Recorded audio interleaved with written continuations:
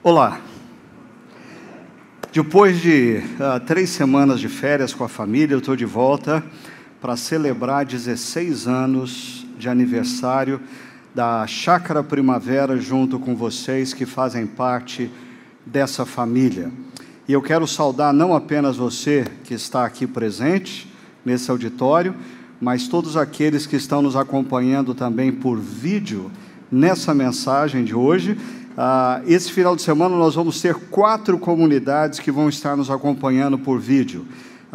Nós teremos o vídeo site de Curitiba, que é novíssimo, que começou há poucas semanas, o vídeo site em Limeira e mais 2 comunidades aqui em Campinas que eu não vou falar para você não ligar para ninguém e contar, certo? Mas eu queria saudar você que está nos acompanhando por vídeo a partir desse momento.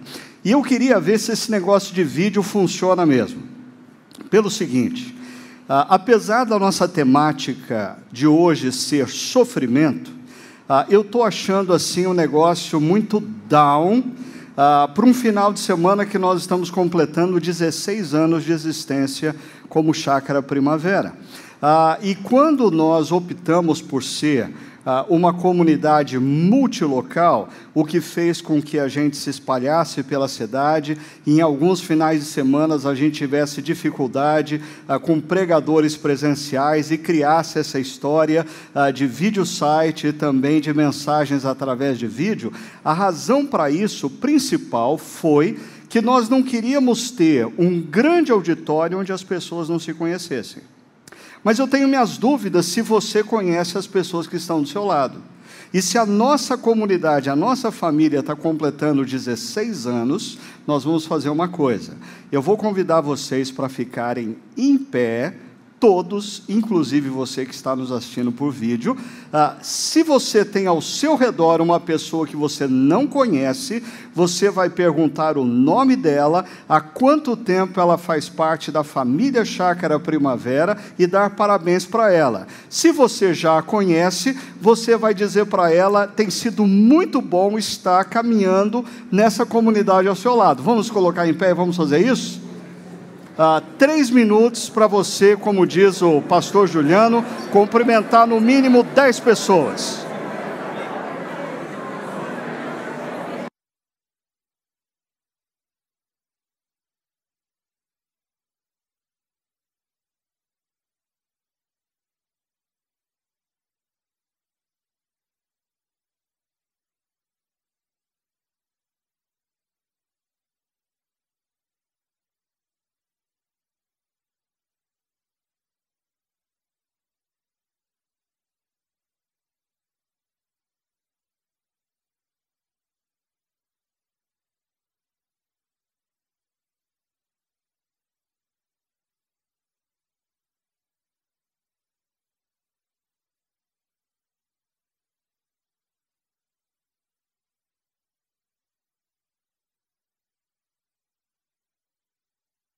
Ok, gente? Depois você vai conhecer outras pessoas. Queria convidar você para se assentar. Você aí da comunidade que está nos acompanhando em vídeo, por favor, se assente também. Estou vendo gente em pé. Se assente. É para se assentar. Ok? Tá vendo como é bom a gente conhecer pessoas? Eu acho que a gente precisa, como Chácara Primavera, se lembrar constantemente do porquê nós fazemos o que fazemos. E eu queria lembrar você disso. A razão pela qual nós temos não um grande auditório com 1.500, 2.000 pessoas, mas várias comunidades menores, é que nós acreditamos que, como parte de uma espiritualidade sadia, você precisa fazer parte de uma comunidade na qual você conheça as pessoas que estão ao seu redor, você saiba o nome delas, você saiba as histórias que elas estão vivendo. Por exemplo, o pastor Juliano hoje orou aqui, os pastores de campo nas demais comunidades esse final de semana vão estar orando também pelas aquelas pessoas que estão enfermas, sofrendo no nosso meio. Essa semana, na reunião da equipe pastoral, nós começamos a enumerar as pessoas que se encontram enfermas da nossa comunidade. E nós ficamos assustados ao perceber que várias dezenas de famílias estão sofrendo. Se nós somos uma grande multidão na qual nós não nos conhecemos, pessoas vão estar inseridas numa suposta igreja, mas sofrendo solitariamente. Mas porque nós somos diversas comunidades que pertencem à mesma igreja, nós podemos usufruir dessa bênção de repartirmos as nossas dores uns com os outros, conhecermos melhor uns aos outros e caminharmos juntos na caminhada cristã. E aproveitando, dentro desse contexto é imprescindível que você esteja inserido num grupo pequeno, porque mesmo fazendo a opção de sermos comunidades menores e não uma grande multidão de 1.500, 2.000 pessoas, mesmo em comunidades menores, muitas vezes passa desapercebido o fato de que você faltou no encontro ou você está enfrentando uma dificuldade, mas se você está inteirado num grupo pequeno, você sempre será notado, você sempre terá amigos que vão perceber que você não veio, e que vão dar uma ligadinha para você, e que vão procurar saber o que você está passando ou vivendo. Eu, como pastor da chácara, eu me sinto assim, profundamente orgulhoso, ao perceber em algumas situações, que quando nós da equipe pastoral tomamos conhecimento de que alguém está sofrendo e tentamos nos mover na direção da pessoa, via de regra, aquelas pessoas que participam de um grupo pequeno, o grupo pequeno já chegou na frente dos pastores. Isso é excelente. Isso é o verdadeiro cristianismo comunitário. Por isso, você que está iniciando a sua caminhada nessa família, que já tem agora 16 anos, eu queria encorajar você, primeiro, a se engajar em uma das nossas comunidades e fazer dessa comunidade a sua comunidade local, e frequentar as reuniões aos finais de semanas nessa comunidade. Não ficar transitando por aí, não ficar trocando o WhatsApp para saber quem vai pregar em qual campo e ficar fugindo e traçando pela cidade de Campinas procurando o pregador que você prefere, ok? Segunda coisa, integre um grupo pequeno. Aproveite que nós estamos no início de uma nova série. Essa semana nós vamos estar estudando a primeira reflexão dessa série. Não perca a oportunidade de se integrar num grupo pequeno. Rompa com essa individualidade que marca a nossa cultura contemporânea, integre um grupo pequeno e desfrute da caminhada cristã junto com outros. Ok? Bem, então vamos ao que interessa. Junto com o aniversário da nossa comunidade, nós estamos iniciando essa nova série, A Menina de Vermelho, uma analogia de nossa missão. Para alguns pode parecer um tema muito esquisito.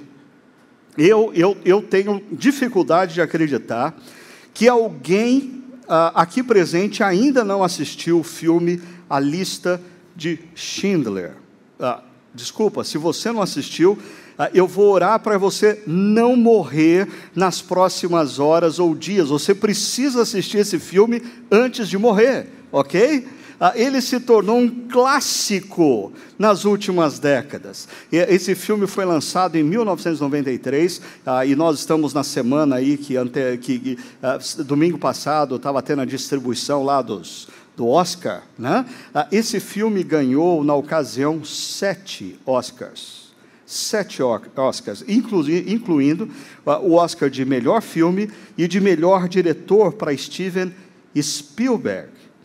Nesse filme, Steven Spielberg, ele procura nos mostrar como que pessoas, durante a Segunda Guerra Mundial, homens, mulheres, jovens, adolescentes e crianças de origem judaica sofreram, como elas padeceram de forma cruel, como famílias foram separadas para sempre, como sonhos foram roubados da noite para o dia. como vidas foram ceifadas de maneira violenta, de maneira cruel.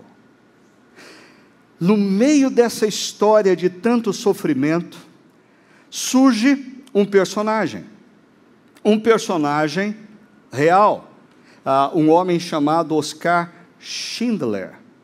Esse homem, um empresário, um industrial, ele possuía indústrias aonde hoje é a Polônia e a República Tcheca, algumas indústrias. Ele também era membro do Partido Nazista, por isso ele tinha uma série de benefícios e chegou a trabalhar para o serviço de espionagem nazista.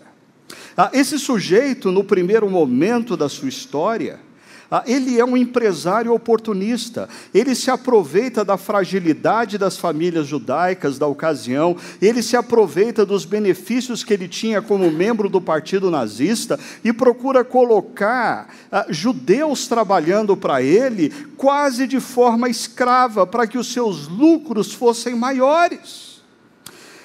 Mas algo acontece no filme.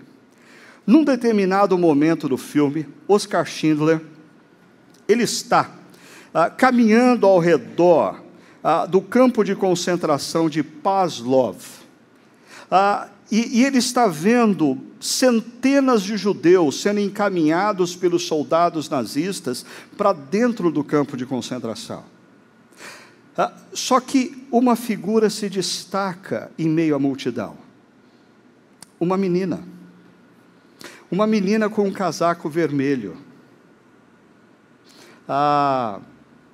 Eu não sei se você sabe, mas essa menina também é um personagem real.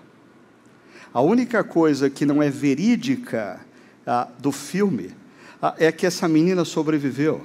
E em 2002, inclusive, escreveu um livro intitulado A Menina do Casaco Vermelho, contando o que ela viu no campo de concentração quando ela tinha apenas 3 anos de idade. Mas na obra de Spielberg, Oskar Schindler volta àquele lugar alguns dias depois. E ele se choca ao ver a quantidade de corpos que estão sendo retirados do campo de concentração para serem incinerados. E no meio dos corpos, aí é a parte não verídica do filme, ele vê um corpo inerte.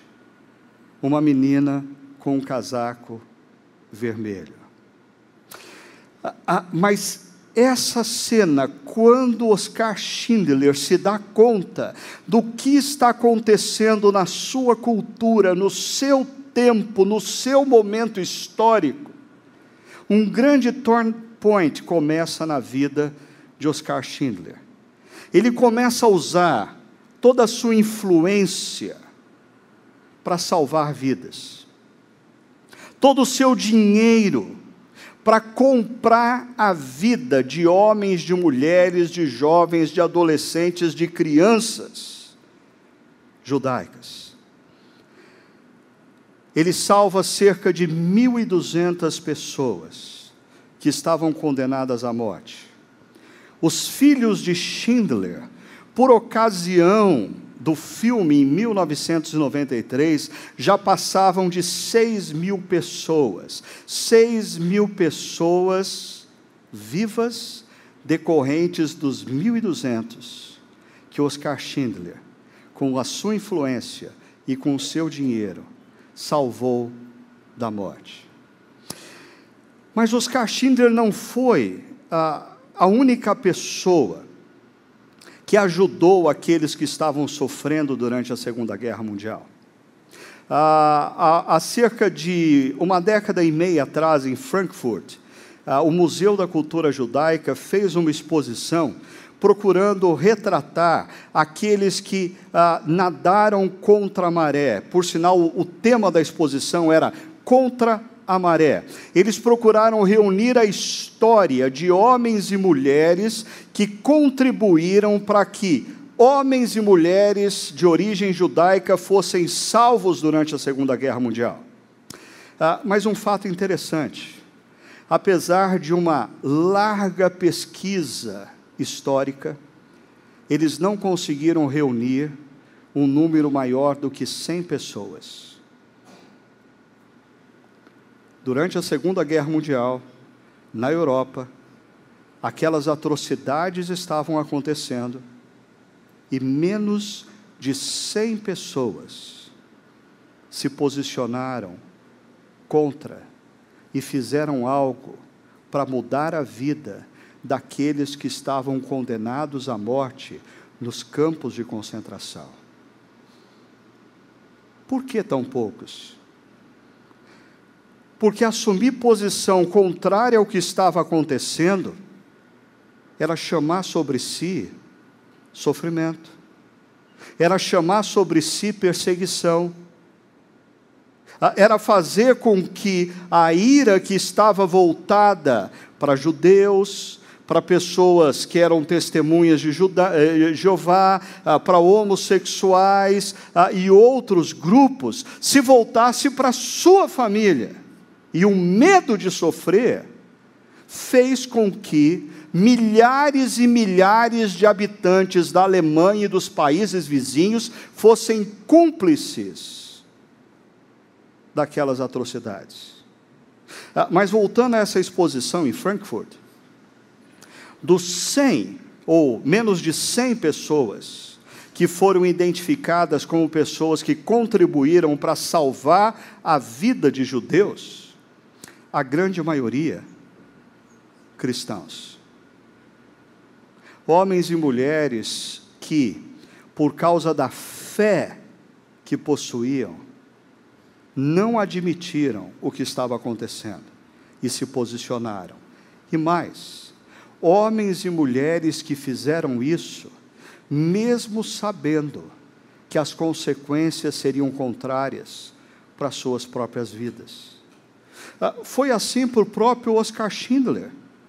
Ele sofre devido ao posicionamento que ele tomou, mesmo no pós-guerra, ele continua enfrentando implicações por causa do posicionamento que ele teve durante a Segunda Guerra Mundial. Quando nós resolvemos falar sobre esse tema, reintegrando o sofrimento na nossa espiritualidade e na nossa missão, existe uma razão para isso. Nós vivemos numa sociedade pós-guerra. E eu não sei, os sociólogos aqui presentes que estudem com maior profundidade isso, o quanto que nós vivemos no mundo ocidental atual é decorrente de um reflexo de todo o sofrimento que nós tivemos na primeira metade do século XX, com 2 guerras mundiais, o Holocausto, bomba atômica em Hiroshima, em Nagasaki e coisas parecidas. Mas o fato é que, na segunda metade do século XX, começa a nascer uma sociedade a qual nós vivemos a plenitude dela nos dias atuais, que eu diria, uma sociedade adicta do prazer e intolerante ao sofrimento. Deixa eu falar um pouquinho sobre isso. É verdade que a busca pelo prazer e a tentativa de manter-se distante da dor são movimentos que marcam qualquer sociedade humana ao longo dos períodos da história. No entanto, no contexto da sociedade contemporânea, esse movimento na direção do prazer e do distanciamento da dor se tornou uma espécie de base orientadora da vida. O que é verdade, o que me dá prazer. O que é verdade, o que não me faz sofrer. Qual é a posição que eu preciso assumir diante de uma situação? Aquela que me dê prazer, ou aquela que não me faça sofrer. Em nossa sociedade, olha só, na busca pelo prazer, pessoas se entregam de forma obstinada ao sexo e às drogas, incluindo bebidas e medicações, rompem relacionamentos no anseio de experimentar uma nova paixão, abrem mão de princípios e valores para alcançar o mais rapidamente possível a satisfação desejada e vivem de forma inconsequente para com o futuro, uma vez que a única coisa que importa é a sensação imediata de prazer. Nós vivemos numa sociedade viciada em prazer. Nós tomamos decisões baseadas no que vai me dar prazer. O que é certo eticamente para muitos é simplesmente o que vai me gerar satisfação. Mas e essa intolerância ao sofrimento? Por outro lado, na mesma sociedade, pessoas evitam desesperadamente a dor, seja ela física, seja ela emocional. Somos a geração dependente de analgésicos, por sinal, alguns dos astros pop até morrem devido a se tornarem viciados em analgésicos, antidepressivos e terapias. Diante da menor frustração, as pessoas desabam, afundam e precisam de antidepressivos e terapeutas. Nunca foi assim. Por que a sociedade ocidental se tornou assim? E mais, nossas crianças, adolescentes e jovens não conseguem lidar com a dor da frustração, pois sempre foram poupados pelos pais que diziam: eu não quero que os meus filhos passem pelo que eu passei. Hoje, essas crianças, adolescentes e jovens, diante da menor insatisfação ou dificuldade, tendem a abandonar o emprego, terminar um casamento e abortar um projeto. Por quê? Intolerância ao sofrimento. Como consequência, isso afeta o nosso cristianismo. Imaginem quão disfuncionais nós somos enquanto discípulos de Cristo, quando nós vemos esse filme sobre a Síria, quando nós ouvimos falar dos cristãos que sofrem na Nigéria, no Egito, no Iraque e em tantos outros cantos do mundo, quando nós escutamos falar das perseguições ao longo da história que sofreram puritanos, huguenotes, ou nos primeiros séculos, quando cristãos foram queimados vivos, jogados às feras nas arenas romanas. Que cristianismo é o que nós vivemos? Um cristianismo que obedece a Jesus, estabelecendo um limite. O limite é o meu prazer. O limite é eu não vou sofrer. Esse é um cristianismo disfuncional. Por sinal, na nossa nação, nós somos talvez a fonte primária de uma pseudo-teologia, chamada teologia da prosperidade, que diz às pessoas: venham a Jesus e todos os seus problemas serão solucionados, venha a Jesus e o seu desemprego vai bater em retirada, venha a Jesus e você vai ser blindado, você nunca vai passar pelo divórcio, venha a Jesus e você nunca vai sofrer câncer, venha a Jesus e você vai ser um vitorioso. Aonde está isso na Bíblia? Aonde está isso na história do cristianismo? Mas deixa eu acrescentar para vocês mais uma consequência complicadíssima dessa influência cultural na maneira como nós exercemos o nosso discipulado cristão. Nós somos uma geração sem mártires. Porque numa cultura regida pelo prazer e por isolar o sofrimento, não existe espaço para ninguém morrer por uma causa. Mesmo pensando de maneira mais ampla, sociedade ocidental, me cite qual o último mártir da nossa sociedade. Uma pessoa que você se lembra que morreu por uma causa, foi morto sofrendo porque tinha uma causa. Me cite. Michael Jackson?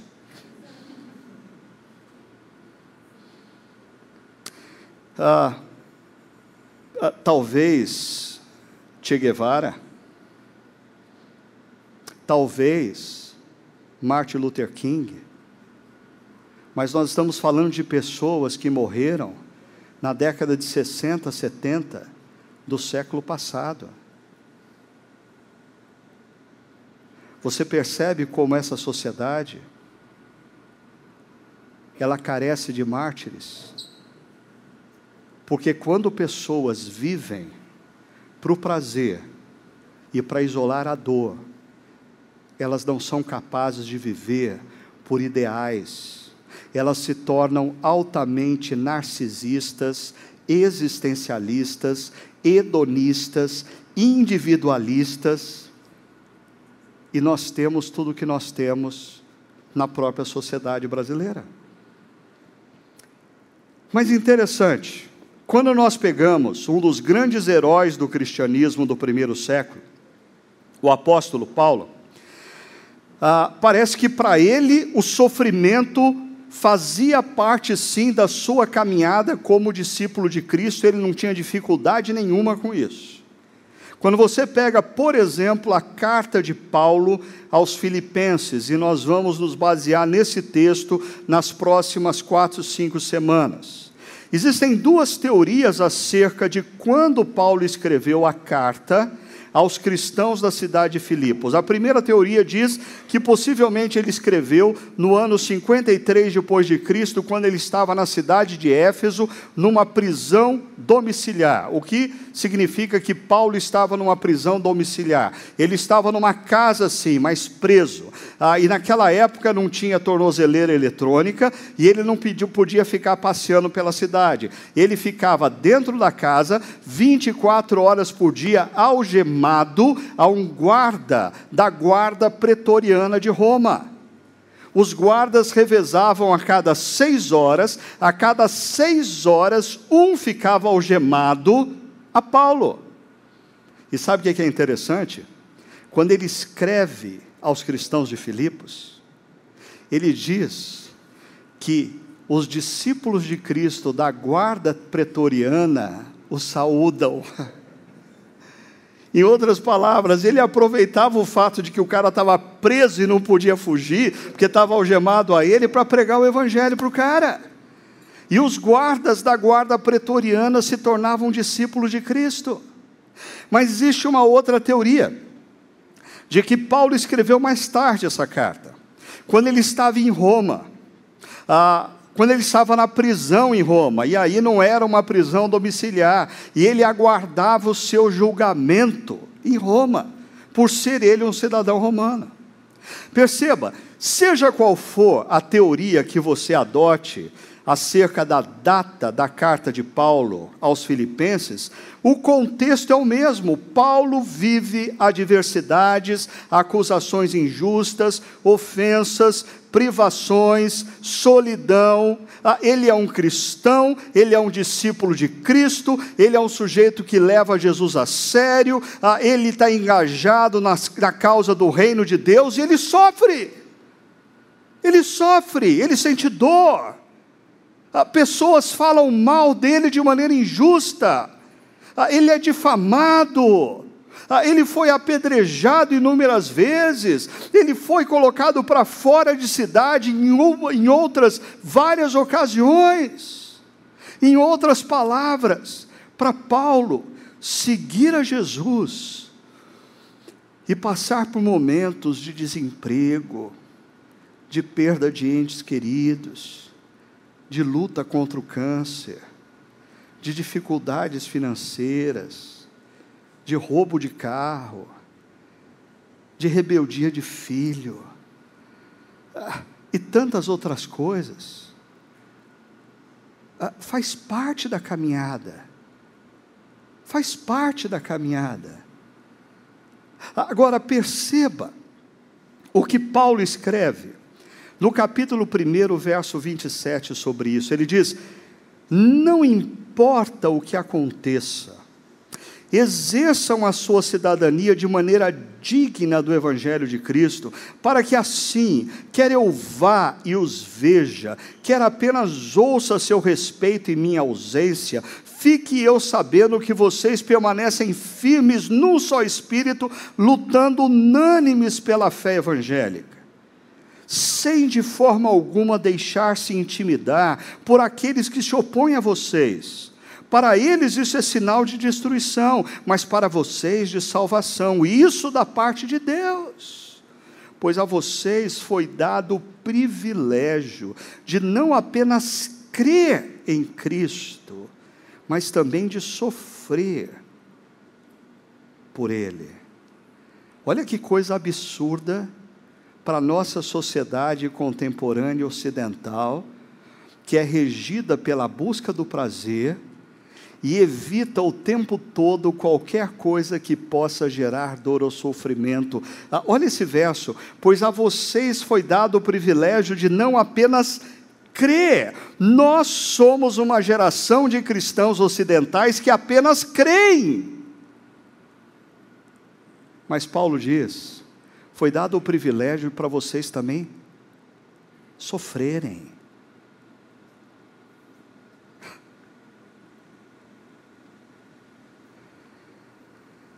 Já que estão passando pelo mesmo combate que me viram enfrentar, e agora ouvem que ainda enfrento. Paulo é uma espécie de líder espiritual, que talvez não pegaria muito bem em muitas das igrejas da atualidade, porque alguns líderes espirituais, que pregam vitória, que pregam que crente não pega gripe, que o dente não fica cariado, que crente não fica míope, não tem presbiopia, ou qualquer coisa parecida, são líderes que não podem expor as suas próprias fragilidades. Eu me lembro de uma dessas igrejas em São Paulo. Na época que eu era jovem, essa igreja crescia assustadoramente, e o líder dessa congregação era um daqueles que pregava vitória sobre tudo, cura de tudo, a solução de todos os problemas, em nome de Jesus. Só que esse líder, ele se deparou com um câncer na garganta, e ele morreu, e a igreja só tomou conhecimento do que ele estava enfrentando nos últimos dias da vida dele. Por quê? Ele não podia admitir que ele também sofria. Paulo diz, vocês têm o privilégio de sofrer por Jesus, porque vocês estão enfrentando o mesmo combate que vocês viram enfrentar. E ele é transparente o suficiente para dizer, e que ouvem agora, que eu também estou enfrentando. Ele também está sofrendo. O sofrimento faz parte da caminhada cristã. Através do sofrimento, Deus nos molda, nos lapida. Através do sofrimento, Deus nos ensina. Através do sofrimento, Deus nos convida à maturidade em Cristo Jesus.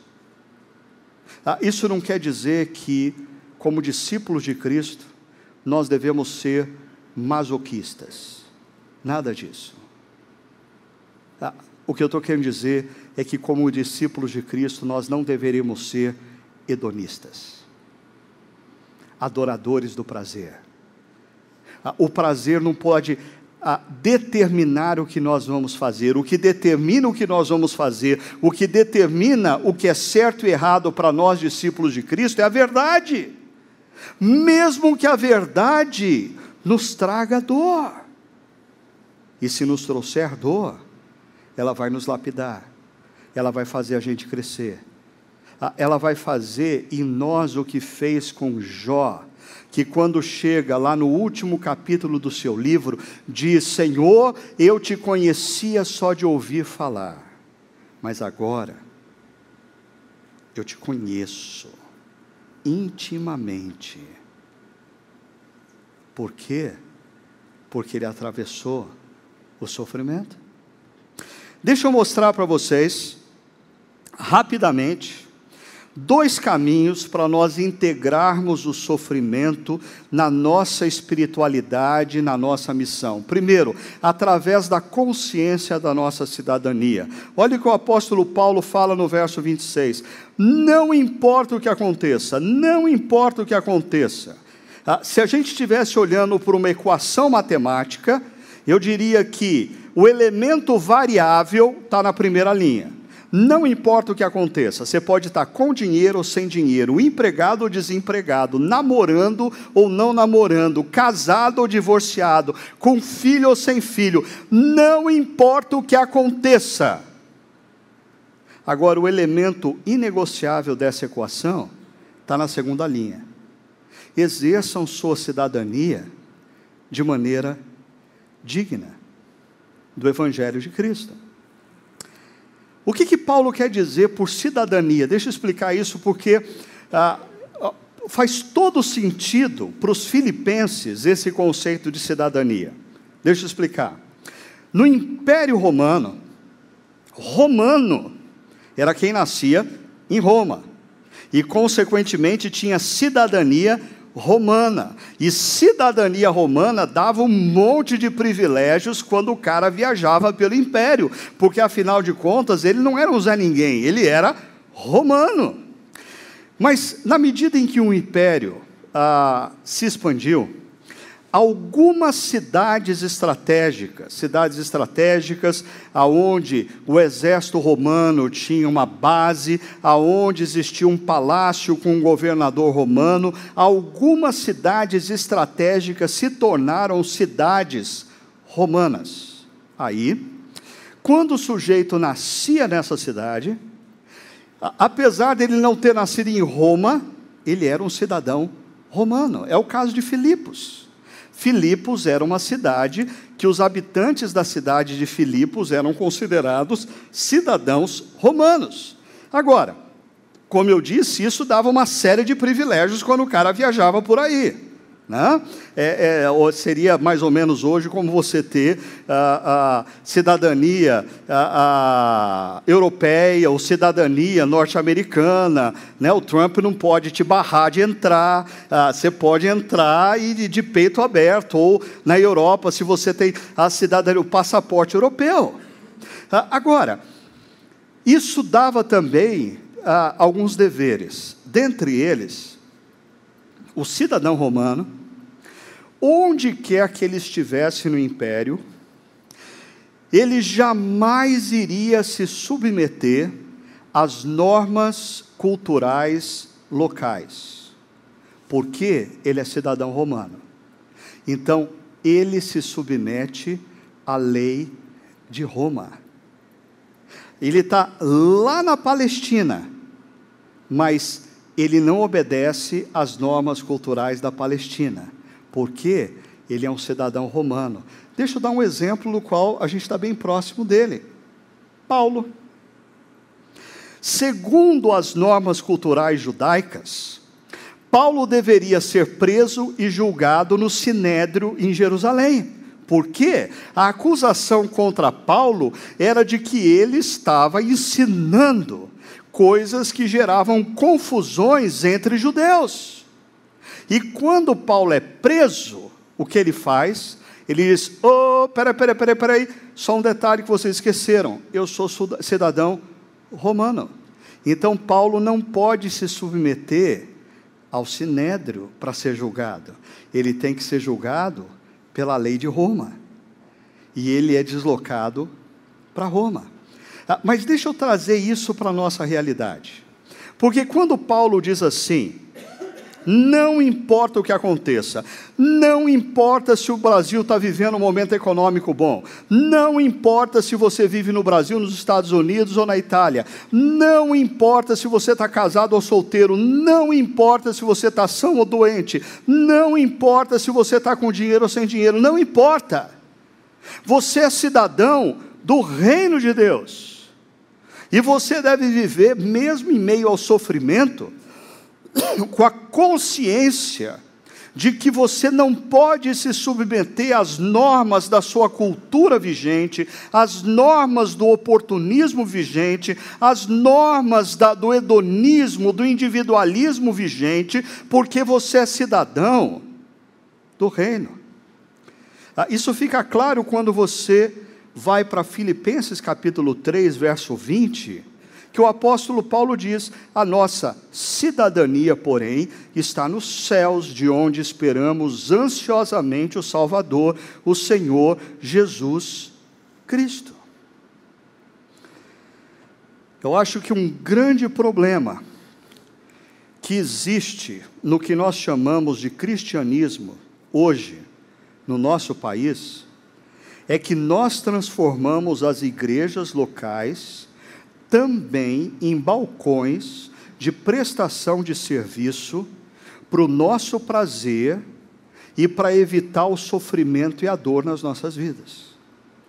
Então nós caminhamos para uma igreja todo final de semana para participarmos de um louvorzão que faça a gente se arrepiar umas 3, 4 vezes, porque isso dá prazer, para ter um pregador que faça a gente dar bastante risada, que seja uma espécie assim de showman, né, que faz a gente rir, faz a gente chorar, faz a gente vibrar, faz a gente se quebrantar, faz de tudo com a gente, porque isso dá prazer.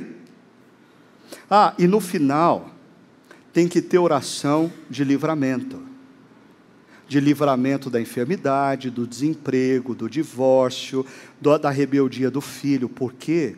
Porque isso é sofrimento.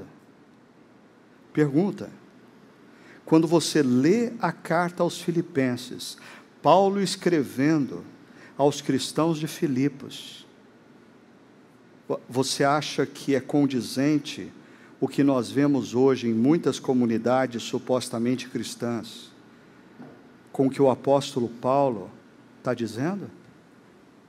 Por sinal, essa consciência de cidadania gera 2 efeitos de maturidade na vida daqueles que a exercitam. Primeiro, a maturidade para viver o que é certo, quer o líder espiritual esteja por perto, quer esteja ausente.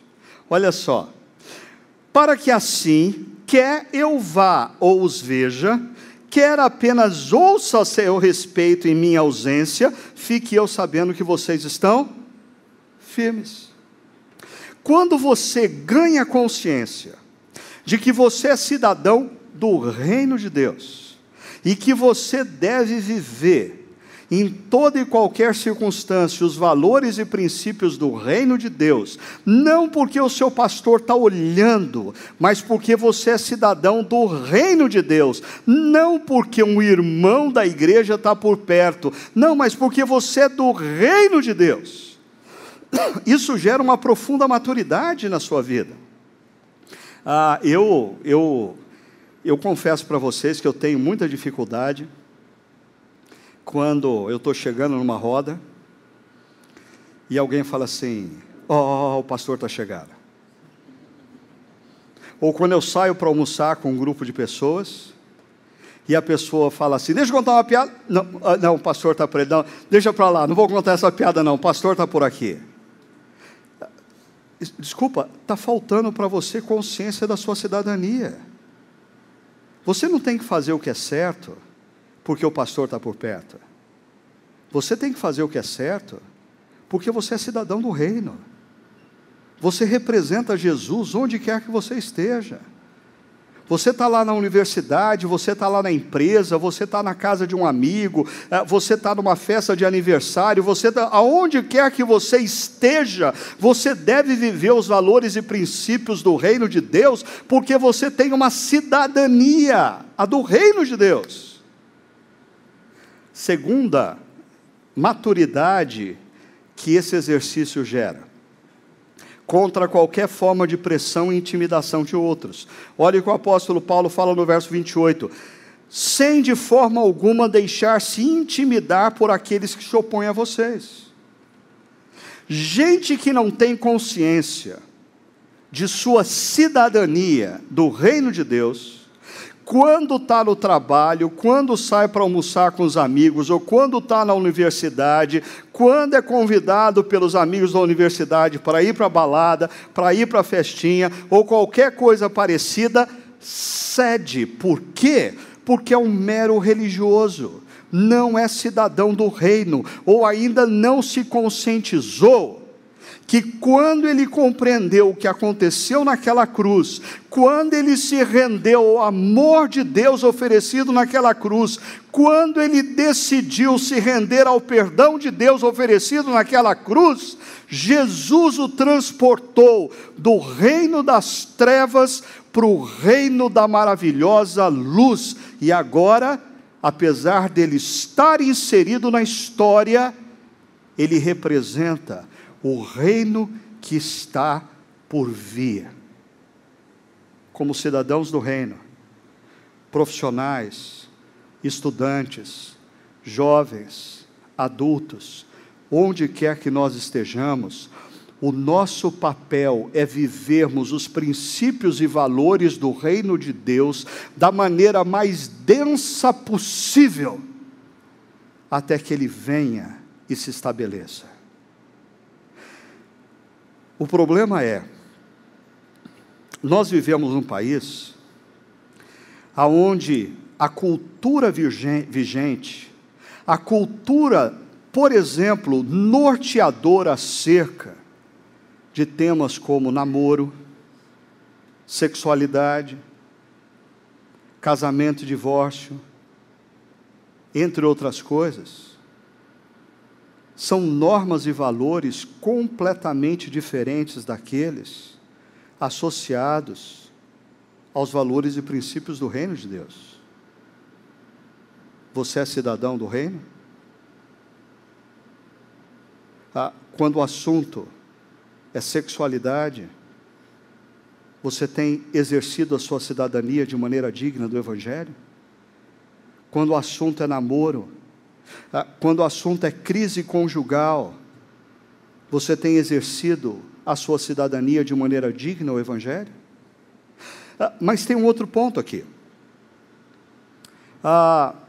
Nós vivemos num país onde nós não temos leis como no Egito, por exemplo, onde você não pode ler a Bíblia publicamente, você não pode falar do Evangelho para absolutamente ninguém. Isso nos ilude, porque a gente acha que a gente tem toda a liberdade. No entanto, nós vivemos num país onde leis estão sendo gradativamente votadas, que tem colocado, por exemplo, em xeque profissionais cristãos que atuam na área do direito, ou profissionais cristãos que atuam na área da psicologia, ou profissionais cristãos que atuam na área da medicina, profissionais cristãos que atuam na área da contabilidade, profissionais cristãos que são empresários. Pergunta: quando você se deparar com a bifurcação entre obedecer às normas da cultura ou às normas do reino, você está pronto para sofrer? Você está pronto para perder o emprego em plena crise econômica? Você está pronto a não fechar aquele negócio porque ele não é honesto, quando está todo mundo buscando dinheiro em qualquer lugar? Você está pronto a perder uma causa ou ter um processo profissional contra você, porque você se recusa a fazer o que a sua consciência como cidadão do reino não lhe permite? Isso nos leva para o segundo caminho, através da redescoberta de um privilégio, e esse privilégio eu já pontuei para vocês. O apóstolo Paulo fala no verso 29, pois a vocês foi dado o privilégio de não apenas crer em Cristo, mas também sofrer por Ele. Eu sei, esse não é um tema confortável para muitos de nós, ou talvez para todos nós. Nós fazemos parte de uma cultura, como eu disse desde o início, formatada pelo prazer, que nos adestrou e nos condicionou a evitar qualquer forma de dor ou de sofrimento. Mas o apóstolo Paulo diz que sofrer por Jesus é um privilégio. Sofrer porque você é um psicólogo cristão, um advogado cristão, um médico cristão, um empresário cristão, um contador cristão, ou um outro profissional de outra área, e se nega a se render a determinadas normas que ferem a sua consciência como cidadão do reino de Deus, e talvez perder até a sua licença para atuar, isso é sofrer por Jesus. Isso é dizer, o reino que está por vir é imensamente maior do que tudo que eu vejo na história. Eu não sou cidadão do aqui e agora. Eu sou cidadão do reino de Deus. Deixa eu lembrar vocês de um texto de Hebreus capítulo 11, que fala sobre homens e mulheres que assumiram a cidadania do reino de Deus. E olha só o que diz o texto a partir do verso 35. Uns foram torturados e recusaram ser libertados para poderem alcançar uma ressurreição superior. Outros enfrentaram zombaria e açoites, outros ainda foram acorrentados e colocados na prisão, apedrejados, cerrados ao meio, postos à prova, mortos ao fio da espada. Eu estou falando de discípulos de Cristo, homens e mulheres que vivenciaram a mesma fé que nós afirmamos ter.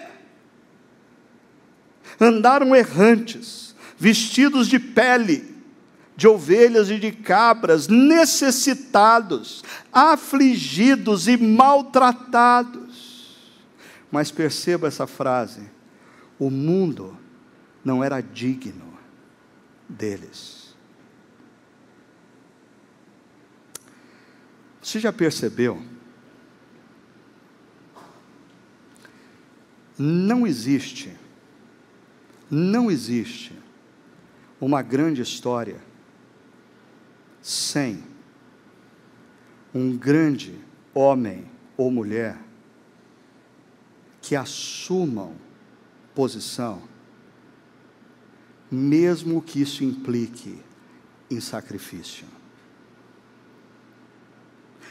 As grandes histórias que nós conhecemos, que mudaram a vida de famílias, mudaram a vida de cidades e mudaram a vida até de países, são histórias nas quais um homem ou uma mulher, tomados por um ideal, tomados pela convicção de que existe algo superior ao que nós vemos e sentimos, decidiram firmar posição, afirmar a posição e lutar por sua posição, mesmo que isso implicasse em dor.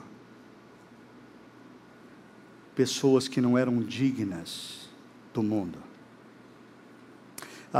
Lendo um pouco sobre o filme A Lista de Schindler, eu achei interessante e inspirador o posicionamento do diretor Steven Spielberg.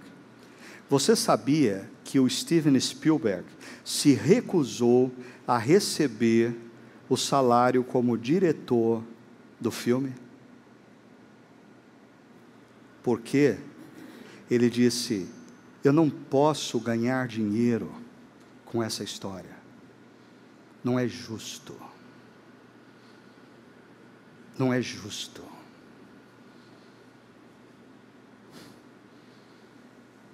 A gente está precisando de mais homens e mulheres assim no nosso Brasil.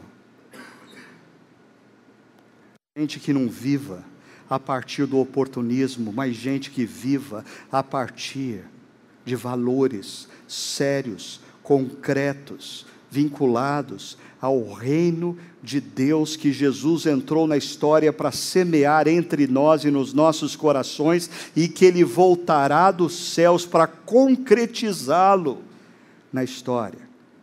E termino lembrando vocês de um outro texto, porque Jesus fala desse privilégio de sofrer por Ele. No final do discurso que nós conhecemos como as bem-aventuranças, a última delas diz assim: bem-aventurados serão vocês quando, por minha causa, os insultarem, os perseguirem e levantarem todo tipo de calúnia contra vocês. Muita calma nessa hora. Muita calma nessa hora. Se você está sendo perseguido no trabalho porque você é um chato, não é disso que Jesus está falando. Se você é perseguido profissionalmente porque você é um crica, não é disso que Jesus está falando. Se você está sofrendo porque você é teimoso, cabeça dura, não escuta ninguém, não escuta sua esposa, não escuta o seu marido, e insiste em tomar as decisões sozinhos, e agora você perdeu o dinheiro, está desempregado, está sofrendo, não é disso que Jesus está falando. Talvez para esses casos Jesus diria: bem feito, não bem-aventurado. Mas aqui Jesus está falando de pessoas que estão sofrendo porque tomaram posição com os valores e princípios do reino. E ainda ele completa: alegrem-se e regozijem-se, porque grande é a sua recompensa nos céus, pois da mesma forma perseguiram os profetas que viveram antes de vocês. Vou fazer 2 perguntas para você refletir e praticar ao longo dessa semana. Primeira, no exercício da espiritualidade cristã, onde e como você tem sido desafiado por Deus a privar-se do prazer e integrar o sofrimento? Pensa um pouquinho. Você precisa pensar nessa pergunta, porque nós somos frutos de uma cultura que nos ensinou a tomar decisões baseadas no que nós vamos ter prazer. A gente não come o que a gente tem que comer e é saudável, a gente come o que dá prazer. E, consequentemente, a gente tem problemas. Em inúmeras áreas da vida, nós fazemos não o que é certo, nós fazemos o que nos vai dar prazer. E a pergunta é: na sua caminhada espiritual, onde e como Deus está desafiando você a exercitar o seu coração e a sua mente, a dizer não para o prazer, e sim para o que é certo, mesmo que isso proporcione, no primeiro momento, sofrimento? Segunda pergunta: no contexto de sua missão em nossa sociedade, como estudante, como profissional, seja qual for sua área de atuação, onde e como você tem sido desafiado a viver, apesar das implicações ou perseguições, a cidadania do reino? Você sabe que existe essa bifurcação. Na sua profissão, no seu campo de atuação, onde estão as bifurcações nas quais você está sendo desafiado a viver um privilégio? Sofrer por Cristo.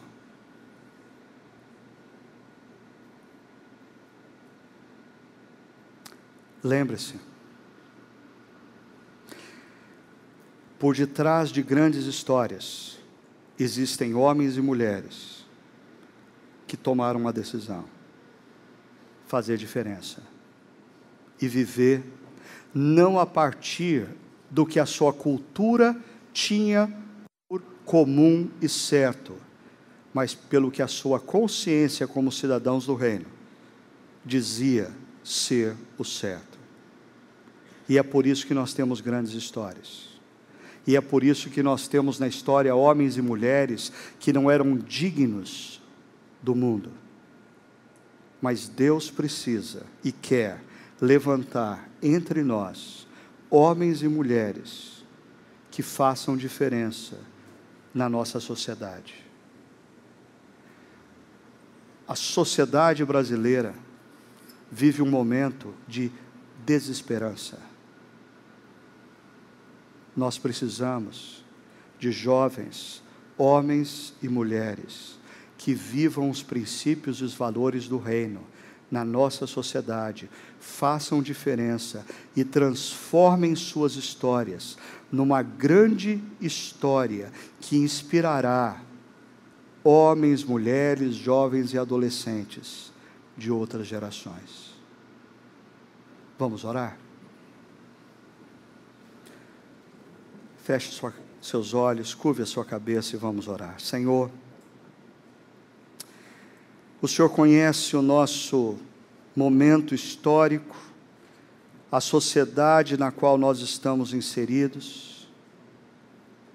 Tu sabes que, no contexto brasileiro, a nossa cultura muitas vezes não nos incentiva e não nos motiva na direção dos valores e princípios do Teu reino.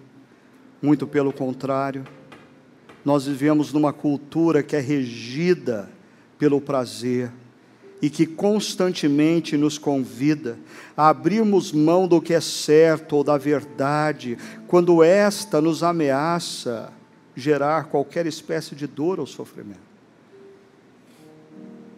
Nos ensina como discípulos de Jesus a vivermos em todo e qualquer lugar, a todo e qualquer tempo, a cidadania do Teu reino. Resgata no nosso coração o privilégio de sofrermos, porque seguimos a Jesus. Que o Teu Santo Espírito faça essa obra em nós, porque nós somos fracos demais para respondermos a essa mensagem e reflexão. Mas nesse momento, que vamos comer do pão e beber do cálice, nesse momento em que vamos nos alimentar da Tua graça, do Teu perdão e do Teu poder, Senhor, ilumina as nossas mentes e corações para percebermos na nossa vida, na nossa profissão, aonde o Senhor nos desafia a fazermos diferença. E também, Senhor, nos fortalece com o Teu poder para que sejamos capazes de cumprir essa missão. Nós oramos em nome de Jesus. Amém.